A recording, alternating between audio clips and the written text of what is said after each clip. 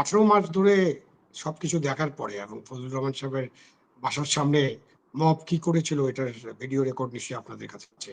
হুম। উনাকে বাসার সামনে বসে কয়েকজন মিলে মব সৃষ্টি করেছিল। তাদেরকেও সরিয়ে দিতে চায়নি ইউনূস সরকার। তো এখন তারপরে উনি মুক্তিযুদ্ধের চেতনা মুছে ফেলা, মুক্তিযুদ্ধকে মুছে ফেলা, মুক্তিযুদ্ধকে জুলাই সাথে একসাথে নিয়ে নেওয়া এটা তো কোনোভাবেই গ্রহণ করতে কেউ পারবে না। উনি একজন মুক্তিযোদ্ধা হিসাবে উনার যে বক্তব্য, এই বক্তব্য ঠিকই ছিল। পার্লামেন্টে তো আপনি বক্তব্য দেওয়ার সময় কেউ একটু ইমোশনাল হতে পারে, স্মৃতিচারণ করতে গিয়ে ইমোশনাল হতে পারে। সেটাতে আমি কোনো অসুবিধা দেখি না। কিন্তু পার্লামেন্টে যখন একজন বক্তব্য রাখেন, তখন তাকে হইচই করে থামিয়ে দেওয়া এটা পার্লামেন্টারি রীতির পরিপন্থী। যে কারণে স্পিকারকে বারবার অনুরোধ করতে হয়েছে এবং স্পিকার এক পর্যায়ে নিজে উঠে দাঁড়িয়েছিলেন তাদেরকে বসানোর জন্য।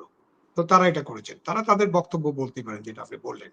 যে হুম। ফজলুর রহমান সাহেব তার অনেক কথার মধ্যে মুক্তিযুদ্ধের ইতিহাস বর্ণনার মধ্যে দিয়ে একটা পর্যায়ে বললেন যে যারা মুক্তিযোদ্ধা তারা যদি জামাতে যোগ দেয় তাহলে এটা ডাবল অপরাধ।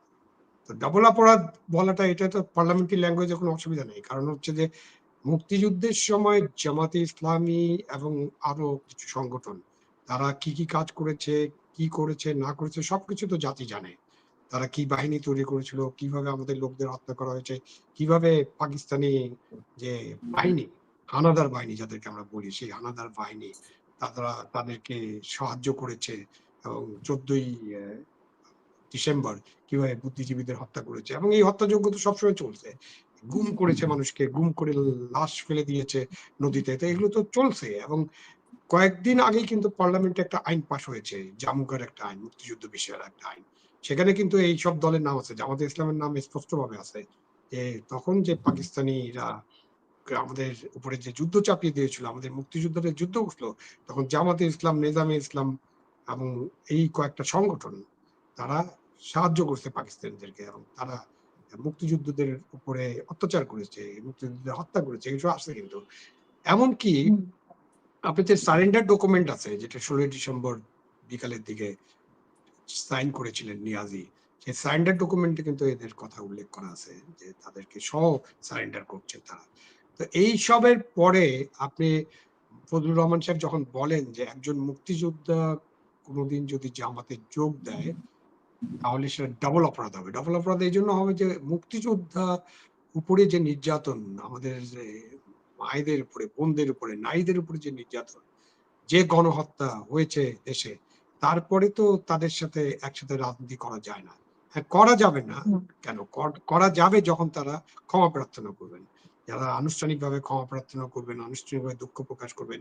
তারপরে তাদের আদর্শিক যে পরিবর্তন যেটা সমালোচক ইতিমধ্যেই বললেন যে তাদের তো ইচ্ছা দেশের শরিয়া আইন জারি করবে।